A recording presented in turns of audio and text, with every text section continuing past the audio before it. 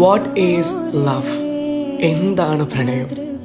ഞാൻ പറയും, ഒരാൾ കാരണം നമ്മളായിട്ട് ജീവിക്കുന്നുണ്ടെങ്കിൽ, തളർന്നു പോകുമ്പോൾ തുണയായി നിന്നിട്ടുണ്ടെങ്കിൽ, ഒറ്റപ്പെടുമ്പോൾ കൂടെയുണ്ടെങ്കിൽ, കുറ്റപ്പെടുത്തലുകളും ഒറ്റപ്പെടുത്തലുകളും വരുമ്പോൾ തണലായി നിന്നിട്ടുണ്ടെങ്കിൽ, ദാറ്റ് ഈസ് റിയൽ ലവ്.